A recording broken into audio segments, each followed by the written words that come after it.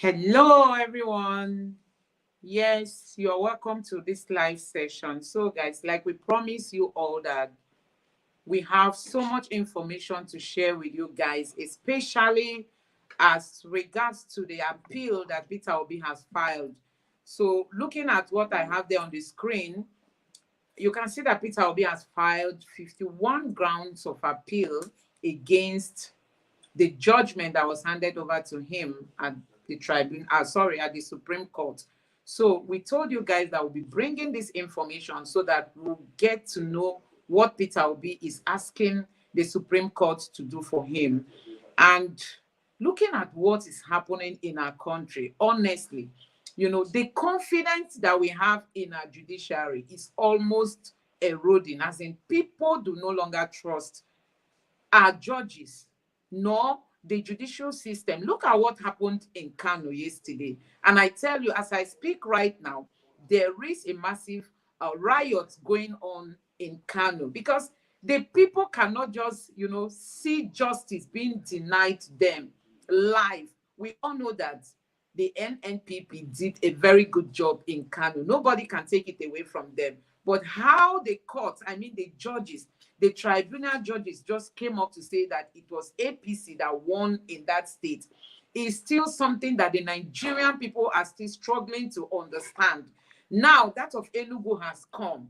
We all know that the governor of Enugu is said to have forged his NYC certificate, but the tribunal has given him a very clean pass that nothing went wrong. Honestly, at this moment, Nigerians are grappling with trying to see if they can still find any reason to trust our judiciary. So we'll be bringing you some of the information about Peter Obi's appeal and that of Atiku, together with what happened in Enugu today. So I'm going to allow Doctor to come in to give us some of this information because we really need to be informed. Doctor, please, over to you.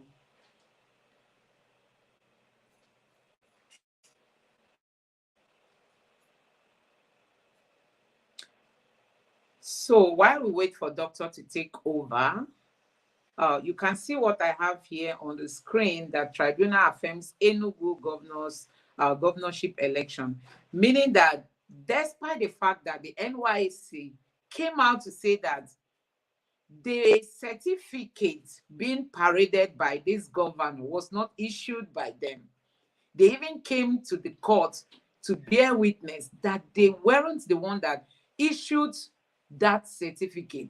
But like we can all see that, yes, our tribunal has given him a clean pass, that it is not wrong to submit a forged certificate. So we are beginning to wonder, even at the Supreme Court level, we are sorry for that. Let's start again. Can you hear me now? Yeah, Doc, I can hear you. Let me go out and come in again, please, okay? Okay.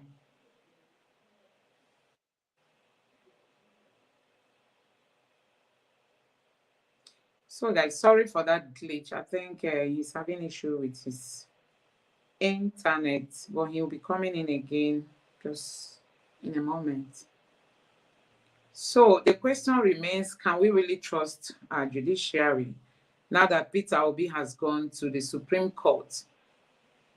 How are they going to interpret those interpretations that Peter Obi wants them to interpret? We all know that the tribunal gave us something that is outside what we have in our Electoral Act and in our Constitution. So that is what Peter Obi is seeking answers to. Can we trust our judges? Can we trust our judiciary? Remember, a House member in Kano State once strengthened the judges. He said, if you collect bribe, get ready to go for it. He didn't even know that the hammer is really going to come hard on the NNPP. So that's what we are seeing today, the judiciary and justice. Sorry, we call it a glitch. My network just messed up. I am actually on a trip, so it's understandable what's happening. Bear with me, all right? Okay, what happened is that let's start from the Presidential Election Petitions Tribunal. If anyone could remember what I said 2 days before the judgment of the Presidential Election Petitions Tribunal, I did say that my worry is not even what the outcome will, the impact if it comes out as a judgment, not as a justice.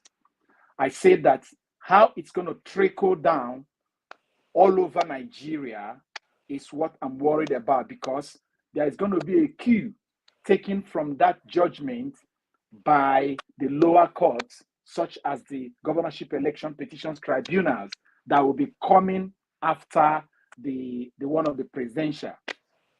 And that is exactly what has started happening to now, because number one, the Governorship Election Petitions Tribunal that just released their judgment today in Enugu State, they made a lot of reference to the Presidential Election Petitions Court judgment of 2 weeks ago, which means that whereas we are fighting for P2B to regain his mandate, the seed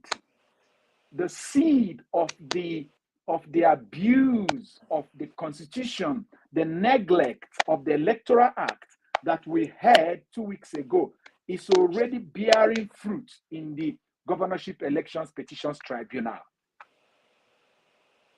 Let me explain. Now, the judgment that came out in Kano State yesterday. Now, I don't belong to NNPP. I don't belong to APC. I don't even belong to Labour Party. But I'm just trying to talk on the matter of justice and the rule of law. There was no reference to beavers. There was no reference to what was accredited. They brought votes and said that these votes were not stamped, these ballot papers were not stamped, were not signed. But when it comes to knowing whether there is overvoting or wrongful voting, the law specifies that you have to check what is the accreditation data. How many people were accredited? It is if the number of accreditation exceeds the number of the number of votes exceed the number of accreditation before you move to the next step to begin to check where did this overvoting came from. Secondly, the law also specifies that in a situation where in a particular polling booth or polling unit, the number of people that voted there exceeds the number of people accredited by the beavers, that particular place should be cancelled. Now, how the tribunal in Kano State came about bringing physical ballot paper and begin to check, was this one signed, was this one not signed? The question is, was it supplied by INEC? Is it on the IREV? Now, you can see that what happened in the Kano State Governorship Elections Tribunal is a complete upturn. They abandoned Electoral Act 2022 in its entirety. Now, P2B is made appeal on 51 grounds. Now, let me explain these 51 grounds to us. 51 grounds that P2B appealed are 51 points that the court raised against his petition. And so P2B addressed all of them through his lawyer, one after the other, where they said, oh, you did not tender this way.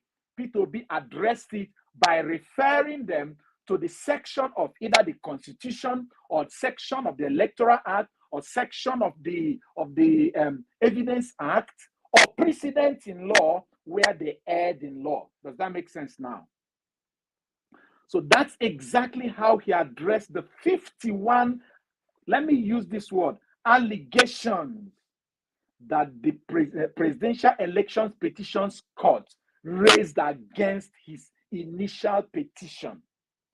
So he took them one after the other to address all of them one after the other, so that there won't be any room left at all. He has taken them up on the issue of the forfeiture. He has referred the Supreme Court judges to the judgment that they have held before, like in the case of Abacha, Mohammed Abacha versus federal government, where the court themselves, the Supreme Court themselves said, forfeiture is a price you pay for a crime. So that is how P2B addressed it. And he referred them to the sections of the law that backed it up. When they said, oh, that the issue of Shetima is a party affair, whether his name, whether he was in the register of INEC in 2 constituencies for the Senate and for the Vice President, P2B addressed it by reminding them that it has passed the stage of the party affair, because INEC is like the referee that is judging all the parties. INEC is not the manager. Let me put it this way. You know, like in a club, there is a club manager. Arsenal has their manager. Liverpool have their own manager. It is who the manager decides that will come and play. But if, for instance, Liverpool decided not to submit their names to UEFA or to Barclays as the people who are already cleared to play that year, another football club could take Liverpool up and say, no, these people are not supposed to be here because they didn't meet deadline. It's important we understand it. So what P2B is able to point them, number one, to the precedents, and number two, the sections of the Electoral Act 2022 that makes it impossible for someone like Shetima to have appeared in 2 constituencies, and the court says is party affair. P2B also referred them in his reply that he couldn't have gone to court to deal with it as a pre-election matter because he himself does not have locus to entertain that in the court as a pre-election matter. In fact, the Supreme Court themselves in May held it against the PDP, that PDP cannot bring a case against Shetima of double nomination because it's a pre-election matter and PDP does not have locus.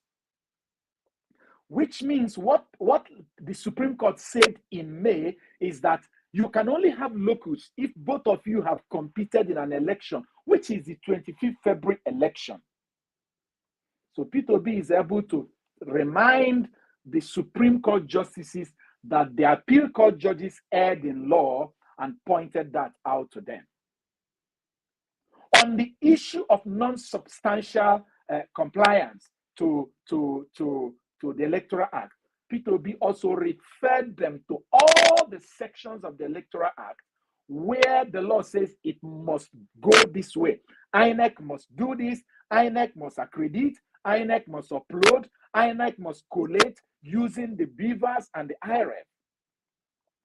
When they said that the witness statement, they knocked all the witness statement out, P2B was able to correct, to point it out to the Supreme Court judges that the witness statement on subpoena cannot be front-loaded with the petition because the subpoena had to be signed by who? By the judges themselves.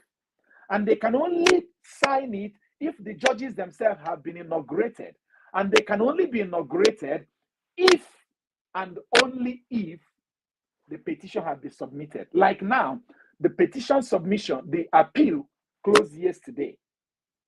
It is now that the Chief Justice of the Federation will appoint a panel of judges that will be in the trial of the case for this level. Anybody who needs subpoena, assuming there is evidence that is required, can only ask those judges to issue those subpoena, because subpoena is something you give to someone who is reluctant. But APC went to say that the people that Labour Party subpoenaed are witnesses that were available, that they could have reached them and gathered those information. Now, listen to the funny thing here. The judges are trying to go into the mind of witness, because they are trying to say, all those people use subpoena to bring here, there was no need for it.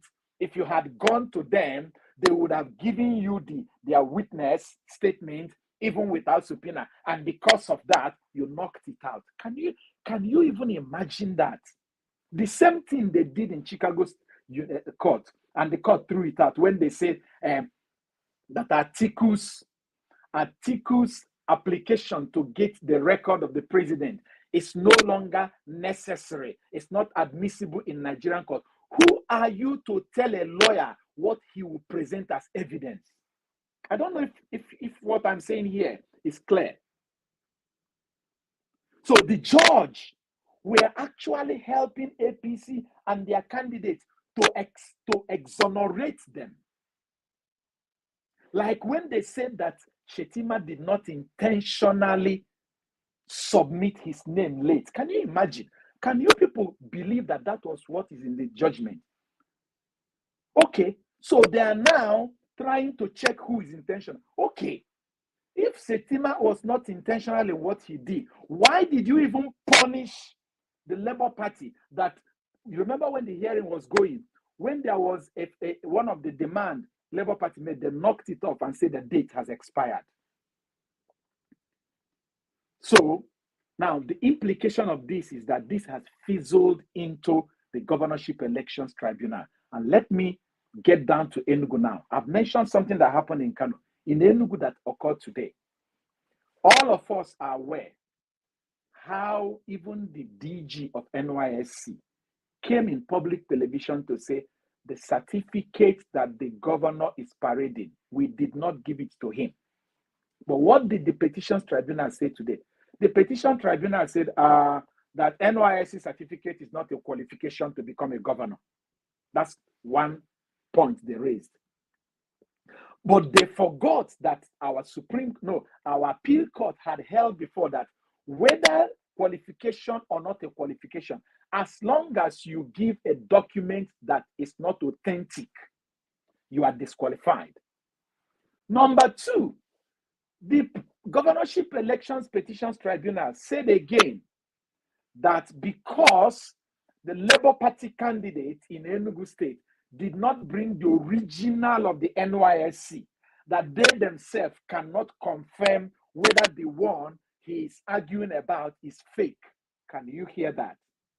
But they forgot that the courts in Nigeria had also held that you do not need to bring original to prove that something is forged, because forgery means two things: creating something that does not exist or amending something that existed. That all you need to prove that something is forged is the issuer of that document to come and say, this particular one here is not our own. We did not issue it. Now, the Labour Party candidate in Enugu State did not only bring INEC, he also brought the certified true copy of the certificate that was submitted to INEC. And thirdly, can you believe what the court said? The court said that the certificate was not attached to the forms submitted to INEC. So the question is, if the certificate was not attached to the form submitted to the INEC, where did INEC get the one they certified and gave to Labour Party when they asked for it? Under the freedom of under the law firm that asked for it initially under the Freedom of Information Act, where did they get it? So you now see that the big problem here is that it's like our judges are out to just do whatever they feel like doing and move on with their life. The three reasons why they cleared this issue of forgery in Enugu State is they said the certificate was not attached. What do you mean by not attached? If it is not attached, was it not filled in the form? It was filled in the form, and INEC certified that form that he filled. Secondly, there is a certificate that he gave to INEC, which INEC certified and gave to the Oma and Co., the law firm that initially announced that forgery. The same thing was also given to the Labour Party. And thirdly, they said that certificate is not a qualification to become a governor. Who cares? Even if it is NEPA certificate that you submitted, as long as it is a forged document, you submitted it under oath, it disqualifies you. And this is what happened in Enugu today. Now, moving over to overvoting, you remember that in same Enugu, there was about 30,000 overvoting. And instead of INEC cancelling it, they took it to Abuja, reduced it. They admitted that they reduced it. They reduced it from 30,000 to about 16,000 and still use it to give PDP the victory in Enugu State. Now, let me tell us something. Everything, some of the things that appeal court complained about P2B's application, petition, the Labour Party candidate in Enugu actually even fulfilled it. Do you know that the Labour Party candidate in Enugu, in his petition, included the tables, polling unit by polling unit, result by result, Beaver's record by Beaver's record, Beaver's record by Beaver's record, result by result, tabulated everything, summarized it, and told the court the number of votes that was taken from him, the number of votes that was overvoted in certain places. This court did not even as much as care about what is on Beavers.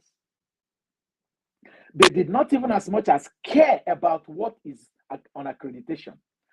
Do you know that INEC gave these people in Enugu the Beavers record of accreditation?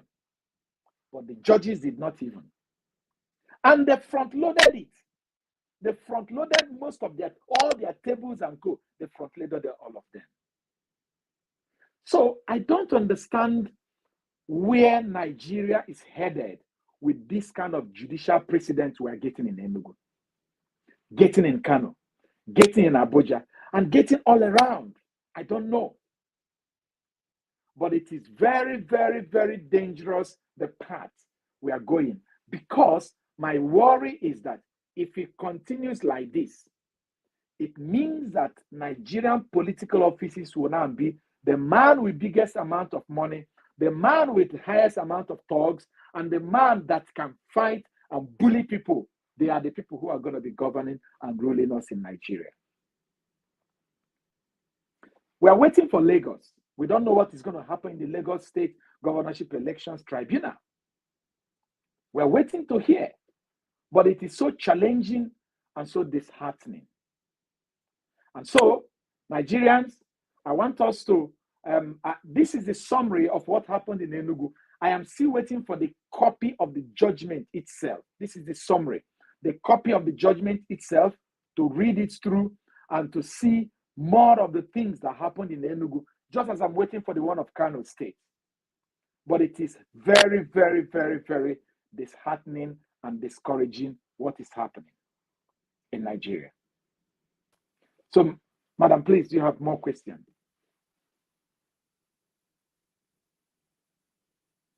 I can't hear you, please.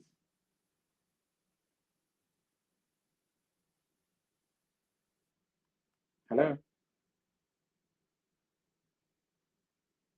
Can you hear me? Can you hear me now? Yes, please. Okay, sorry. Yes, so guys, we really have problem, you know, our confidence in our judiciary is no longer there. Honestly, we can't trust our judges anymore. We don't even know, is it as a result of this hardship that Nigerians are going through?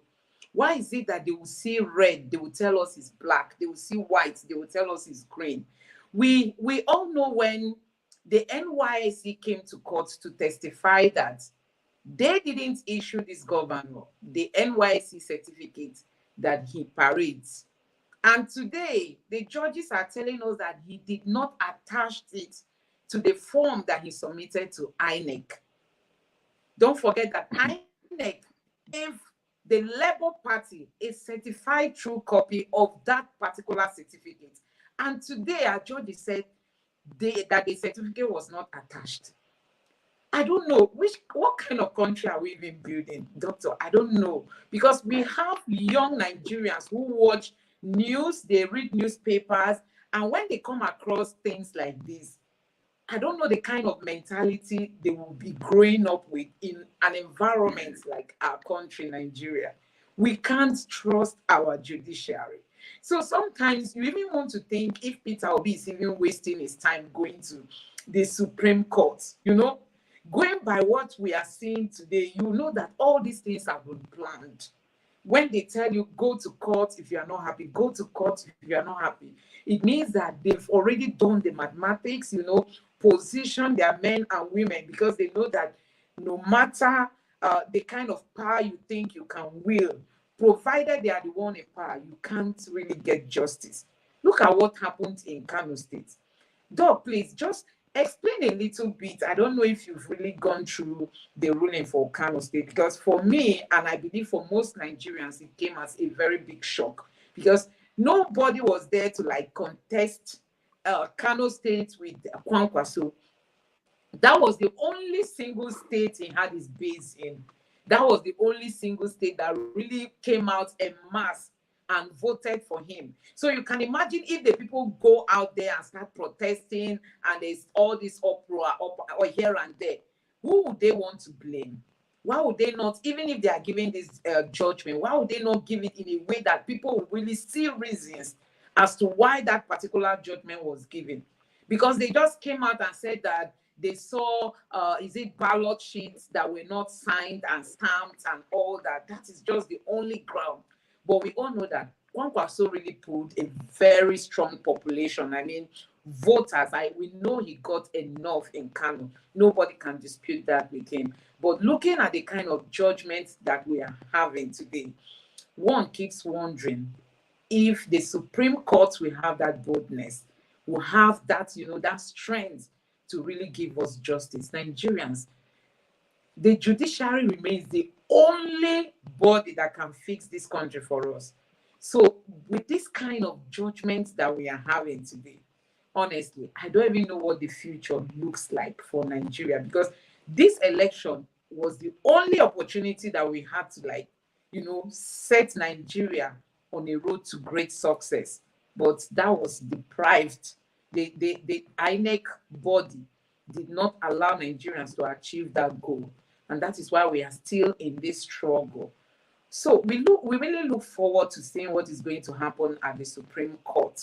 But from the smell that we are already perceiving, you can see they can just come up. They don't even look at the Constitution. Remember that the tribunal that ruled against Peter Obi said it wasn't mandatory, or it's not mandatory for election or results to be transmitted electronically. That's what they told us. But we now read, Dr. Tell brought a section of the Constitution, the Electoral Act, that says it is mandatory.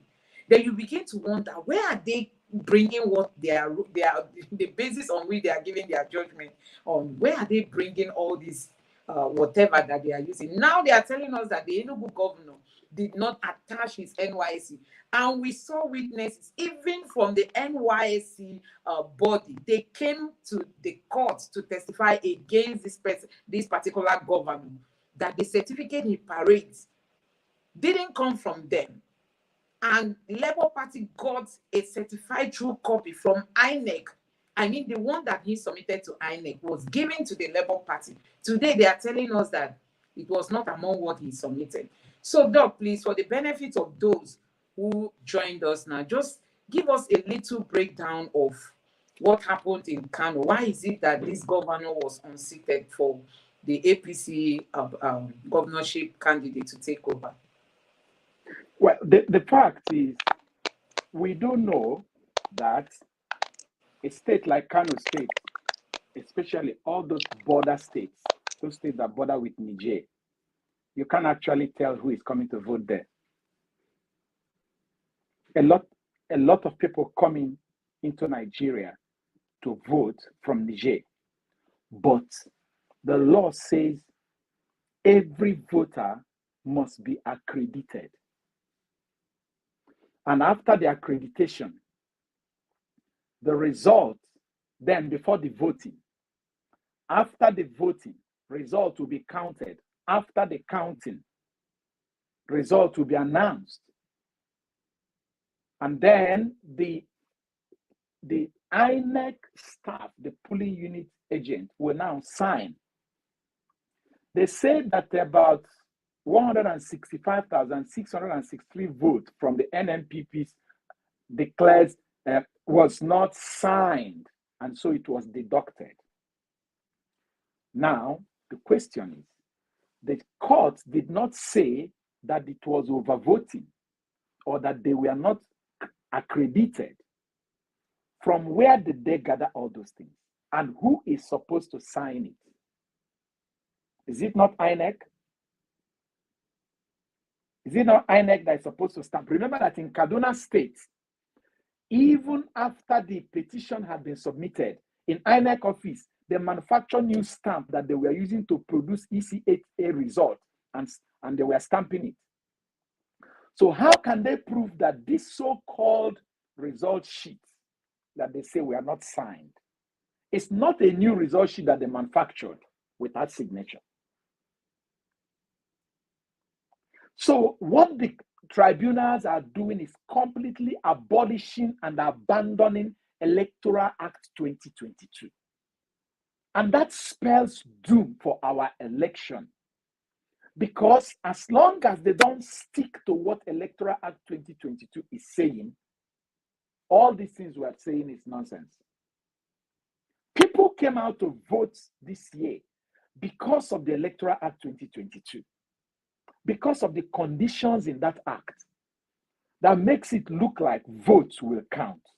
But apparently these people don't want, the judges don't want it to count. There is no mention of beavers, what was uploaded, what was accredited, the collation. No mention of all those new inputs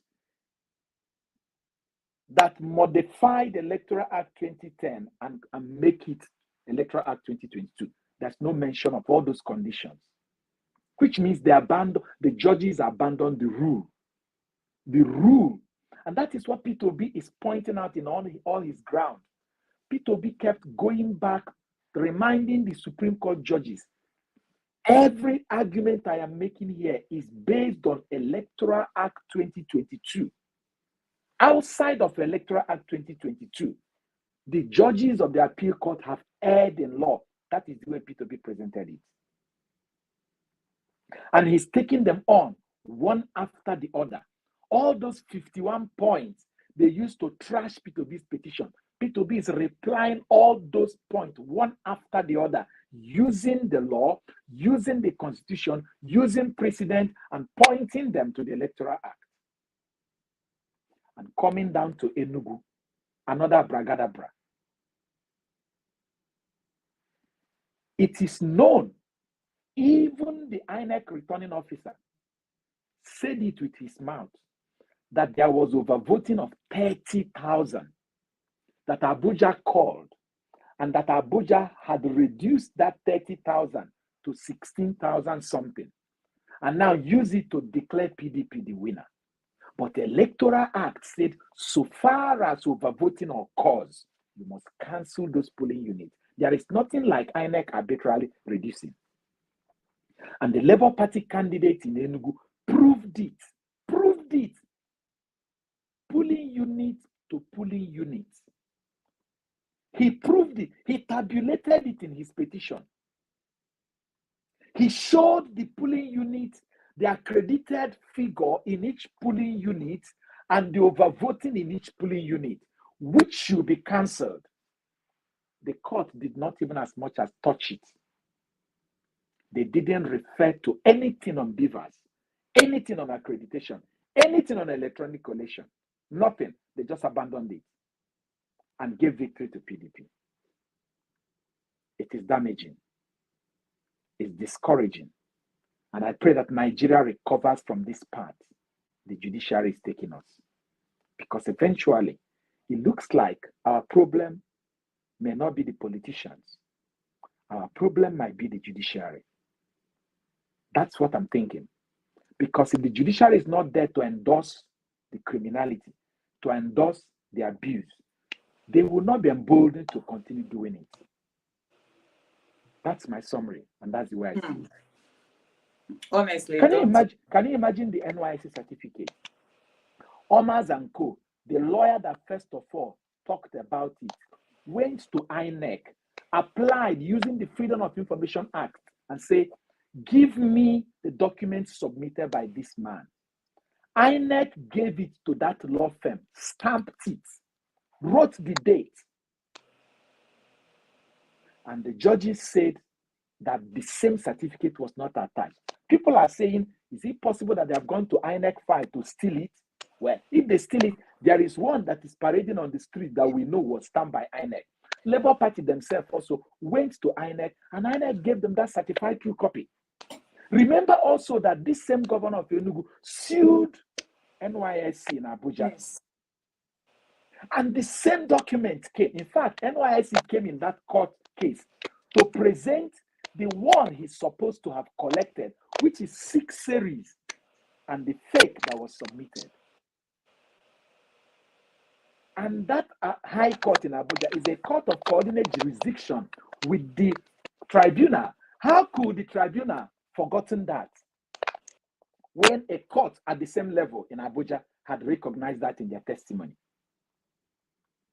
The impunity that is coming from judiciary indeed looks like is even worse than the one coming from the politicians. No wonder they can say go to court, because they know that they have their men with the gavel to endorse them. We'll end it here today. Thank you. I just thought it would be nice for us to get to know how the impact of the presidential elections petition, because there have been, this court in Enugu today kept on quoting presidential elections petitions court, kept on quoting them, meaning that what happened 2 weeks ago has already set a precedent. I pray that the Supreme Court changes it. Thank you. Yes, Doc, thank you very much. Thank you. Honestly, the judiciary is our biggest problem, Nigerians, not even our politicians, because the ordinary man can hardly get justice in our courts. That's just what it implies, that you can hardly go and seek for justice. Somebody like Mr. Peter Obi, who is not willing to give out money, cash, and all that, they will not even want to listen to him. They will not want to listen to him, honestly. And you can see how Nigeria is, instead of going forward, we are just moving backward. Other countries of the world, other developing countries, are embracing this democracy. Look at India, upon their population. They conducted an election and nobody went to court. Nobody went to court. Today, India, that used to have a very large population of poor people, they've handed it over to Nigeria. Nigeria now is the headquarters of poverty. Honestly, I don't know. Honestly, when I consider what is happening in our tribunal courts, I just feel like crying, because from the look of things, it means that the Labour Party appeal and that of Atiku has even been decided. No matter the number of persons or the number of judges they try to, inaugurate to handle this, you can see that justice will be far from the people. Justice will be far. For the judiciary to be ruling this kind of ruling, the tribunal, it means that we will hardly get justice from the Supreme Court. Because people have even said that it is difficult for the Supreme Court to overturn what the tribunal has ruled on. So if they are going to uphold some of these things, then we are in a very serious mess. We are just hoping that we'll find justice as we head to the Supreme Court. So, guys, I want to say a very big thank you to all of you for joining us. Thank you very much. We decided to do this a bit earlier because we have other engagements tonight. So I really appreciate your time. Please do well to like this video so that YouTube can recommend it for other people to equally watch it, and support us, subscribe to this channel, and turn on the notification bell. Please, that notification is very important so that you get all our future updates. So with this, I want to say a very big thank you for being here, and God bless you. Have a very good night's sleep, and bye.